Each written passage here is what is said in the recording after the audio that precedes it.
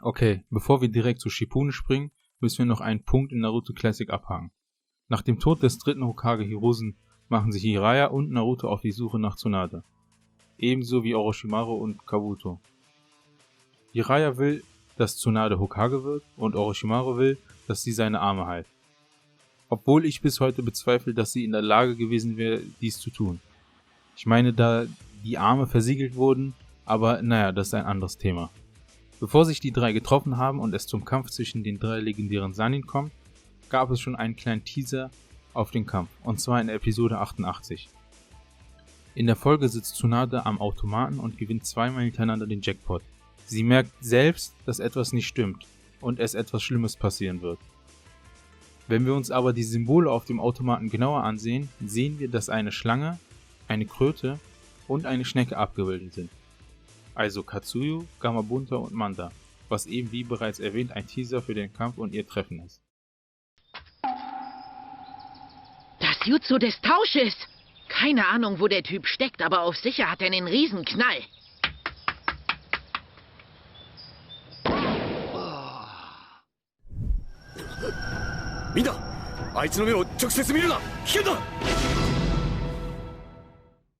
Springen wir nun zu Shippuden, und zwar zur Folge 13. In der Folge kämpfen Team Kakashi und Gio gegen Itachi und Team Guy gegen Kisame. Kakashi erzählt seinem Team, dass man im Kampf gegen Itachi nicht in seinen Augen gucken soll, da sie sonst in seinem Genjutsu landen. Kakashi weiß, dass Itachi das Tsukiyomi nicht erneut einsetzen kann, da er beim letzten Treffen, welches in Naruto Classic war, er bemerkt hat, dass es Itachi sehr viel Chakra kostet, das Tsukiyomi aufrechtzuerhalten. Er hat auch bemerkt, dass es sehr riskant für seine Augen ist.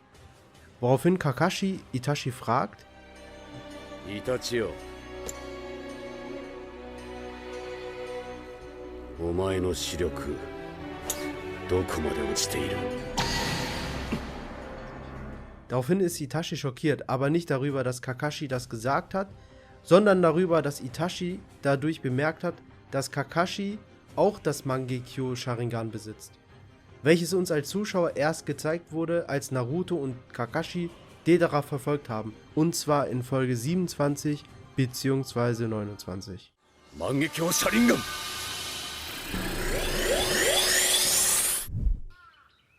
Nara, Gyoku wa dare ni ataru? Der nächste Punkt geht um den König, über den Shikamaru und Azuma geredet haben. Wir wissen mittlerweile, dass mit dem König die Kinder aus dem Dorf gemeint sind. In der Folge 82, nachdem Azuma gestorben ist, sieht man, wie Shikamaru durch Konoha geht, und währenddessen sieht man im Hintergrund viele Kinder spielen, also den König. Die Kinder pflücken sogar Blumen und legen die auf die Gräber. Die nächste Sache wissen vermutlich nur die Leute, die den Manga gelesen haben. Im Anime sieht man Shikamaru mit Azumas Feuerzeug die ganze Zeit rumspielen. Im Manga dagegen spielt er nicht mit dem Feuerzeug, sondern ist am Rauchen. Und das, obwohl er vorher immer und immer wieder gesagt hat, dass er das Rauchen hasst. Seine erste Zigarette hatte er direkt nach Azumas Tod. Vermutlich wurde das im Anime zensiert, da Shikamaru noch 16 war und man keinen rauchenden Jugendlichen im Fernsehen zeigen wollte.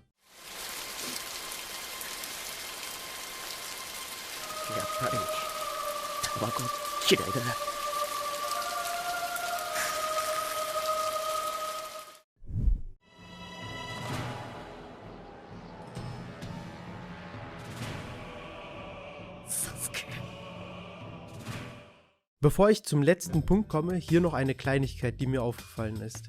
In der Folge 53 trifft Team Kakashi nach 3 Jahren auf Sasuke. Naruto versucht immer noch Sasuke zu überreden, wieder ins Dorf zu kommen. Sasuke wollte Naruto direkt mit einem Jutsu töten, jedoch hat ihn Orochimaru im letzten Moment aufgehalten. Ich bin mir nicht zu 100% sicher, aber so wie es aussah, wollte er vermutlich versuchen, Kirin zu benutzen. Ich meine, bei welchem anderen Jutsu streckt er seinen Arm in die Luft? Überleg mal nach. Jutsu no na wa Kirin. Raimei to tomo ni chire.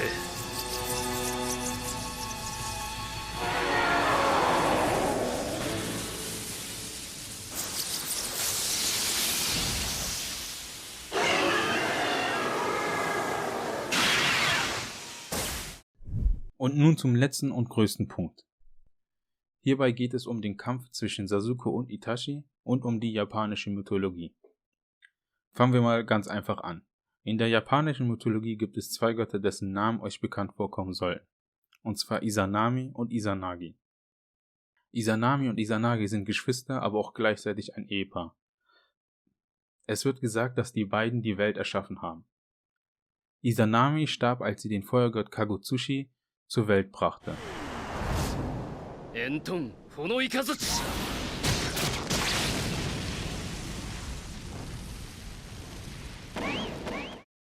Er hat bei seiner Geburt seiner Mutter verbrannt, woraufhin sein Vater Izanagi in seiner Wut Kagutsushi geköpft hat. Daraufhin stieg Izanagi ins Reich der Toten hinab, um Izanami zu sehen. Als er dort ankam, wollten die Götter der Unterwelt Izanami nicht freilassen, und sie selber wünschte sich auch, dass ihr Bruder sie so nicht sehen soll. Daraufhin jedoch entzündete Izanagi eine Fackel, welche den ganzen Raum erhellte und er somit Izanami sah.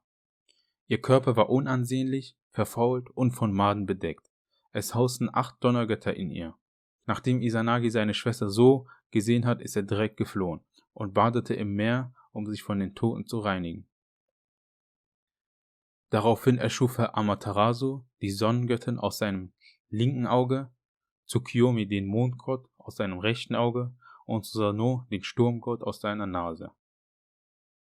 Er hat sich daraufhin zurückgezogen und Amaterasu die Herrschaft über die Götter übergeben. Da wir nun die Basic abgehakt haben, kommen wir also zum Kampf zwischen Sasuke und Itachi. Als erstes reden wir über Susanoo.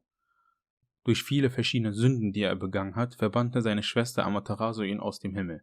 Als er hinabstieg, sah er ein altes Ehepaar, die Susanoo erzählt haben, dass eine 8-köpfige Riesenschlange seine 7 Töchter verschlungen hat. Er bittet Susanoo, seine 8. Tochter vom Ungeheuer zu beschützen. Er willigt ein, mit der Bedingung, sie daraufhin auch zu heiraten. Die Schlange hieß Yamata no Orochi. Susanoo tötet die Schlange mit dem Totsuka no Tsurugi.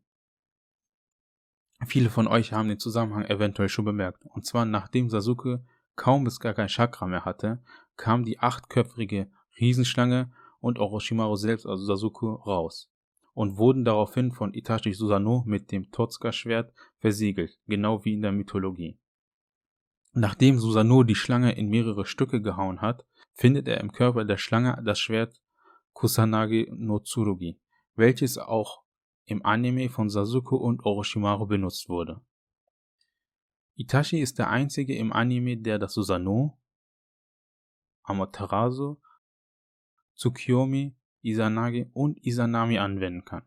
Darüber hinaus besitzt er auch noch 2 der 3 Schätze aus dem Kaiserhaus, welche auch gleichzeitig Waffen der Götter waren, und zwar die Halskette Yasaka no Magatama und den Spiegel Yata no Kagami. Der 3. Schatz wäre das Schwert Kusanagi no Tsurugi, welches von Sasuke benutzt wird.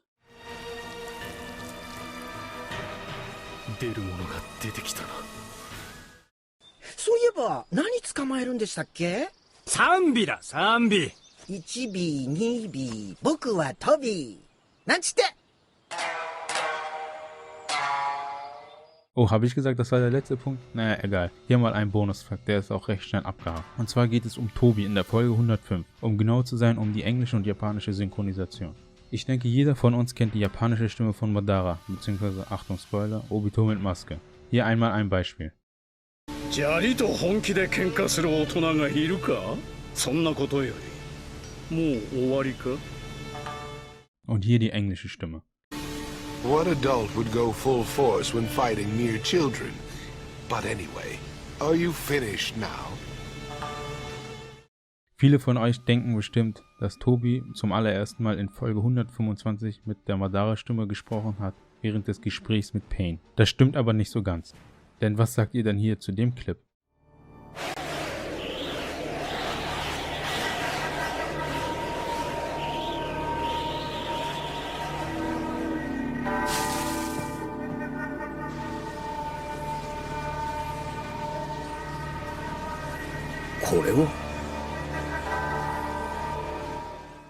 Und jetzt einmal Englisch.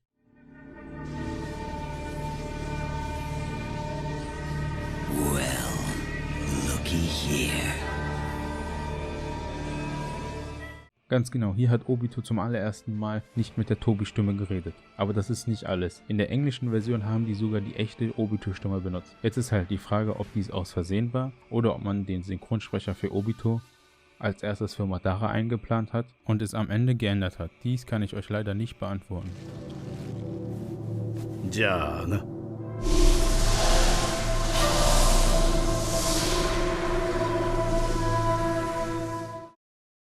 Das waren auch schon alle Punkte. Ich habe zwar noch ein paar mehr, aber eventuell mache ich ja noch ein zweites Video. Ich hoffe, euch hat das bisher gefallen und über ein Feedback würde ich mich freuen. Verbesserungsvorschläge könnt ihr gerne in die Kommentare schreiben.